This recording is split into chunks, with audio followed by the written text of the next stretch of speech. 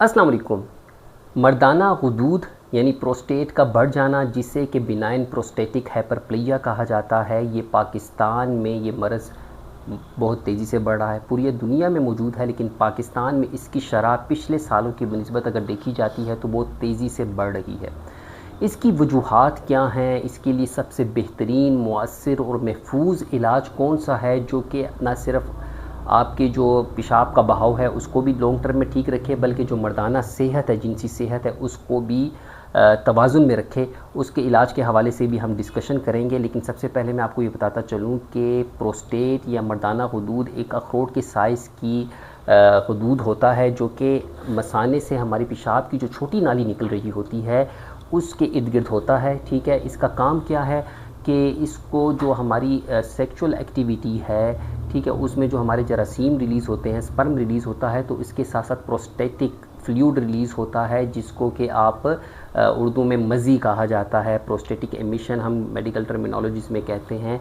तो वो जो रिलीज़ होती हैं वो उसका बल्क जो ज़्यादा है सीमन का, उसमें प्रोस्टेटिक एमिशंस होती हैं, प्रोस्टेटिक डिस्चार्ज होता है जो इस खदूद से आ रहा होता है। ठीक है, इसमें मुख्तलिफ़ अज्ज़ा होते हैं जो स्पर्म को न सिर्फ सपोर्ट करते हैं बल्कि उसकी मोटेलिटी में भी हेल्प करते हैं।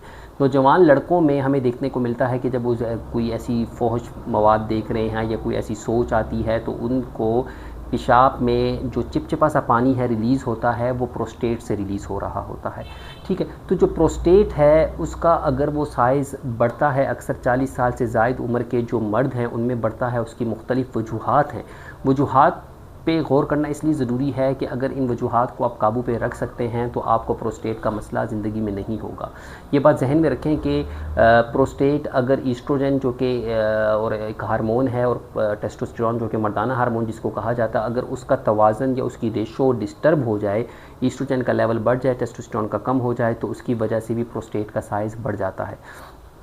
अच्छा, इसके अलावा ये है कि अगर एक बंदा अपनी सेक्सुअल एब्सटिनेंसी का शिकार है, यानी कि जो जिनसी अमल है उसमें बहुत ज़्यादा गैप दे रहा है जानबूझ के या किसी भी मजबूरी की वजह से, तो उसका प्रोस्टेट का साइज़ बढ़ता है।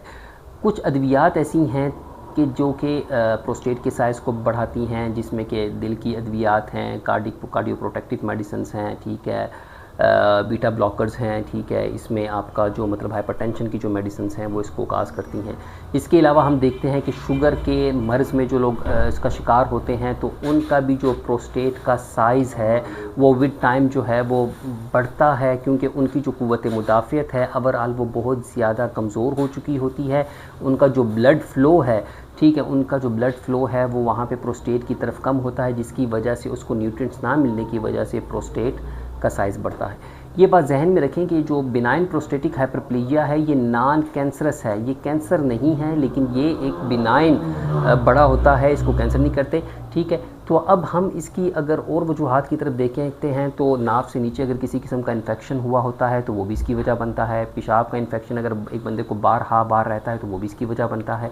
तो इन वजूहात को देखने के बाद अगर हम इसका डायग्नोसिस की तरफ आते हैं तो ये बात याद रखें कि एक तो इसकी अलामात बहुत अहम है। सबसे बड़ी अलामत क्या है कि पेशाब रुक रुक के आएगा, जल्दी जल्दी आएगा, मसाना पूरी तरह खाली नहीं होगा, ठीक है, और उसके साथ ये है कि अक्सर बुज़ुर्ग जाते हैं तो पेशाब जो कि 2 मिनट में या 1 मिनट में वो कर लेते हैं, यूरिन पास कर लेते हैं, तो उनको वो 20-20 मिनट 30-30 मिनट इंतज़ार करना पड़ता है। वो कहते हैं कि हमें पेशाब की नाली पे ज़ोर दबाना पड़ता है, जिसके बाद हमें यूरिन पास आउट होता है। ठीक है, तो ये इसकी एक चीदा और अहम अलामात हैं। अच्छा, अगर हम अब इसके डायग्नोसिस की बात करते हैं तो जो डायग्नोसिस है, तशख़ीस है, उसमें आपका सबसे जो गोल्ड स्टैंडर्ड है वो आपका अल्ट्रासाउंड आता है। कुछ जो है जो कैमरा के ज़रिए स्टडीज़ की जाती हैं वो बीच में आ जाती हैं, सीटी स्कैन किया जाता है, और इसके साथ ये जानने के लिए कि ये कैंसरस तो नहीं है, PSA एक टेस्ट है, प्रोस्टेटिक सीरम एंटीजन, वो टेस्ट करवाया जाता है, जिससे हमें पता चलता है कि ये कैंसर। तो क्योंकि देखें, ये बात याद रखेंगे, अगर खुदा न करे कि ये प्रोस्टेट का कैंसर डिवेलप हुआ हो तो ये फौरी तौर पे हड्डियों को इन्वॉल्व करता है, ख़ासकर जो लोअर एक्सट्रीमिटीज़ हैं, टांगें हैं, लातें हैं, ठीक है, उनको इन्वॉल्व करता है, उनकी लॉन्ग बोन्स को इन्वॉल्व करता है, जिससे कि मरीज़ को चलने फिरने में दिक्कत होती है, वो लड़खड़ाहट का शिकार होता है, और उसके साथ साथ उसकी जो तवाज़न है वो सारा का सारा डिस्टर्ब हो जाता है। अब अगर हम इसके इलाज की बात करते हैं तो इलाज में ये बात याद रखें कि प्रोस्टेट का जो मतलब इसकी जो मीडियन लोब है, अगर वो बड़ा हुआ है, जो दरमियानी सा बड़ा हो, तो उसका अक्सर डॉक्टर मैनेजमेंट के लिहाज से उसकी पार्शियल जो है प्रोस्टेक्टमी करते हैं, कैमरा के ज़रिए की जाती है। ठीक है, उसमें प्रोस्टेट का कुछ हिस्सा गोश्त उसका निकाल दिया जाता है। ठीक है। इसको प्रोस्टेट के बढ़ने को कुछ लोग ये भी कहते हैं कि मर्दाना गोश्त बढ़ गया है, गदूद बढ़ गया है, मुख्तलिफ अल्फाज से कहा जाता है। अच्छा, तो हमारे या प्रोस्टेट का मुकम्मल उसका वो मतलब उसकी कर दी जाती है, लेकिन इसके आफ्टर इफ़ेक्ट्स हैं बहुत सारे हैं कि जो इंसान को जल्दी बूढ़ा भी करते हैं। टेस्टोस्टेरोन का जो लेवल है वो मज़ीद बढ़ता जाता है। तो इसके हवाले से हम ये कहते हैं कि जो सबसे सेफेस्ट और महफूज तरीका इलाज इसमें समझा जाता है वो होम्योपैथिक मेडिसिन्स हैं। हमारे पास 70 साल तक के बुज़ुर्ग आते हैं जिनको के जो सोमो सलात के पाबंद होते हैं और उसको इस हवाले से ज़हरी बात है अपना वज़ू कायम रखने में बहुत दिक्कत होती है। ठीक है, तो वो जब होम्योपैथिक मेडिसिन इस्तेमाल करते हैं तो स्लोली एंड ग्रेजुअली, क्योंकि नेचुरल मेडिसिन हैं, स्लोली एंड ग्रेजुअली वो ये करता है कि इनके प्रोस्टेट के साइज़ को वापस अपनी तरफ लेके आने लग जाता है।